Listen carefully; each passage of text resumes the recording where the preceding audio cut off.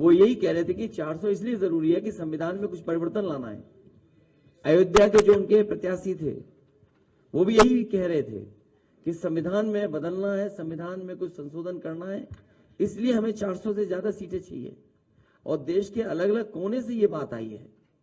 Bharatiya Janata party का लक्ष्य है कि पूरा देश एक रंग में रंग दे। ये मिलीजुली संस्कृति, ये हमारे भाईचारे का देश, ये हमारा गंगा जमुनी तहजीब का देश, इसको ये एक रंग में लाना चाहते हैं। वो हमारे देश की जनता कभी स्वीकार नहीं कर सकती। अमर उजाला अजीत जी। नहीं, ये जो 400 पार का नारा अभी आया और आपने भी फिर पूछा, उसका उत्तर तो आपको मिला, लेकिन मैं यही कहूंगा 400 पार का नारा जो दे रहे हैं वो इसलिए दे रहे हैं कि आरक्षण पर वार करने के लिए, खत्म करने के लिए ये दे रहे हैं। तो इसीलिए इसमें झगड़े की बात, डिवीजन की क्या बात है। आरक्षण तो पहले से है, अब बैकवर्ड्स को भी दिए है, अब बढ़ाने का है। उसीलिए तो हम बोले कि more than 50% will extend it, जैसा कि अब तमिलनाडु में हुआ 69% है। तो हम एक तो 50% से ज्यादा आरक्षण देंगे, और दूसरा अब जो आरक्षण है उसकी सुरक्षा के लिए भी हम लड़ रहे हैं सब मिलकर। अमर उजाला से अजीत जी।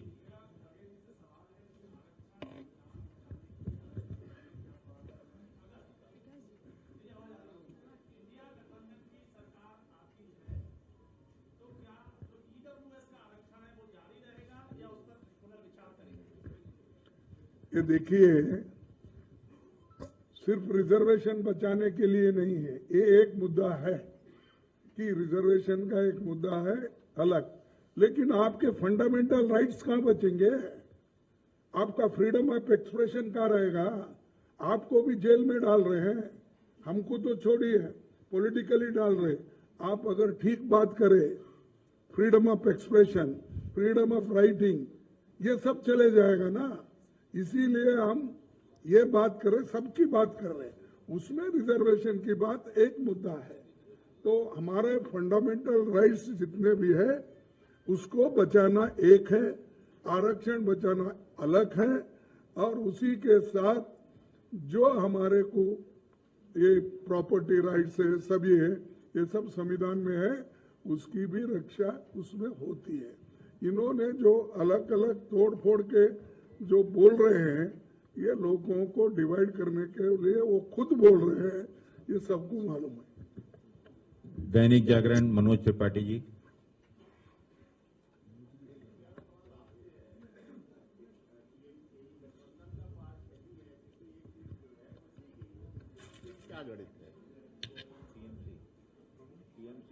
किससे पूछ रहे हैं आप? अरे मुझसे पूछ रहे हैं? हमारी दोस्ती ऐसी चलती है, दोस्त बनाते हैं हम लोग, सबको साथ लेके चलते हैं। हिंदुस्तान अजीत खरे जी।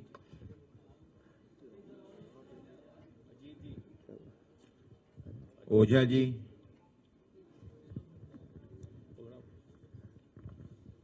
मेरा सवाल खड़गे साहब से है। कांग्रेस का जो न्याय पत्र है, यही गठबंधन का, क्या आप माना जाए कि गठबंधन का भी यही घोषणा पत्र है, या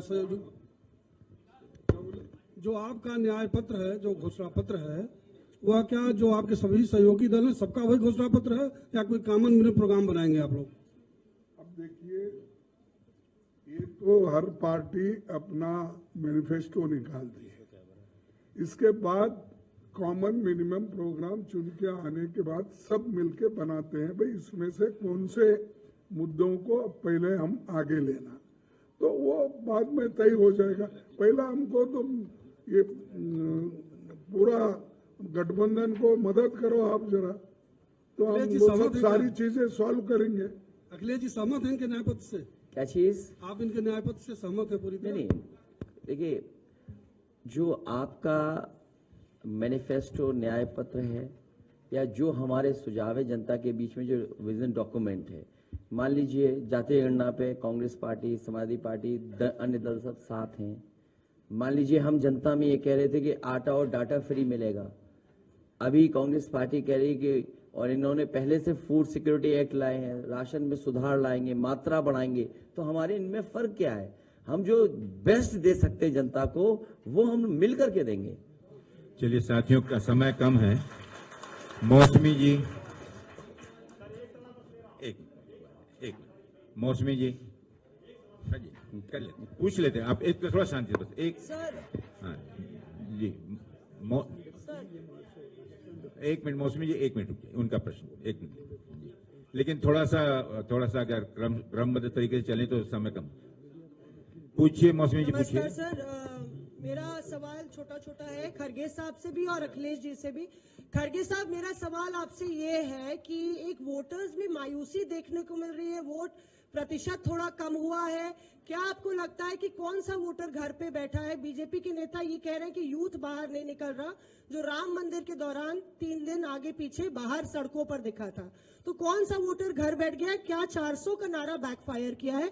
खरगे साहब से ये सवाल है। और अखिलेश जी, आपसे सवाल ये है कि रायबरेली में कांग्रेस अभी नारा दे रही है कि आप रायबरेली से कांग्रेस के उम्मीदवार को नहीं जिताएंगे, बल्कि रायबरेली से आप प्रधानमंत्री दिल्ली भेजेंगे। तो आप कह रहे हैं 79 सीट आ रही है उत्तर प्रदेश में, इस पर आपकी क्या राय है कि रायबरेली से क्या प्रधानमंत्री भेजेंगे दिल्ली?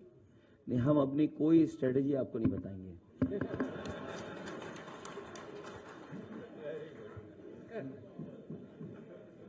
भाई, किस बूथ पे बीजेपी हारी हम क्यों बता दें इनको? नहीं, मैं राहुल गांधी पर सवाल कर रही उसमें भी कोई नहीं बताएंगे, हमारा स्ट्रेटेजी का पार्ट है। अब मैं खरगे साहब- आखिरी एक है मिस्टर खरगे साहब- राजीव सिंह, अविनाश जी, न्यूज़ खरगे 18। साहब से पूछना चाहते हैं, 400 का क्या नारा बैकफायर कर गया है उनका बीजेपी प्रश्न के? हुआ नहीं। अखिलेश जी ने जवाब नहीं दिया खरगे साहब से कि 400 का नारा क्या बैकफायर कर गया है बीजेपी के लिए? जो कम वोट प्रतिशत है वो किसका वोटर घर बैठा है? देखिए, वोटर किसका है तो अभी हम उसका गिने जवाब नहीं, दे चुके हैं। लेकिन ये आप युवा पूरे नाराज है, इसलिए अनएम्प्लॉयमेंट, ये जो बेरोजगारी का ये है मुद्दा है, इसीलिए बहुत से युवा जो उनके आगे पीछे पहले फिरते थे अब कम इसलिए हुए कि उन्होंने जो वायदे किए थे उन चलिए, वायदों अब- को उन्होंने कभी नहीं निभाया है। शांति जी, आप कोई नहीं डराएगा बोलिए किसी को। बोलिए। खरगे जी, आखिरी प्रश्न। खरगे जी, प्रमोद कृष्णन कह रहे हैं कि अगर राहुल गांधी आएंगे एक तो मिनट, राम उनका मंदिर का प्रश्न फैसला आ बदलना जाने चाहते दीजिए। हैं। अरे यार,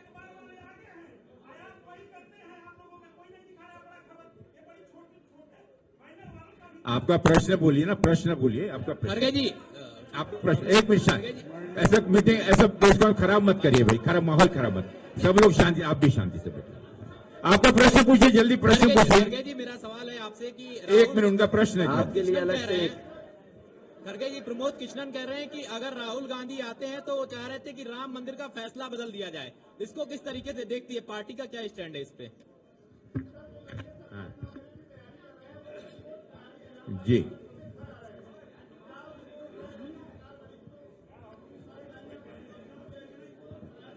हाँ सर, सर एक प्रश्न देखिए साथियों, प्रश्न सर, काफी हो चुके हैं और सर- निकलना होगा। ये प्रश्न का उत्तर अखिलेश जी, बाकी लोग शांति से सुने प्लीज। सर, न्यूज 18 से एक है। खड़गे जी, ये हमारे दोनों इंडिया गठबंधन समाजवादी पार्टी के विजन डॉक्यूमेंट में है कि जिन नौजवानों को नौकरी मिल जानी आप चाहिए जरा- आप वो डिस्टर्ब मत नौकरी दी जाएंगी। डिस्टर्ब मत ये इंडिया गठबंधन के मैनिफेस्टो में भी है, समाजवादी पार्टी के विजन डॉक्यूमेंट में भी है कि जितनी सरकार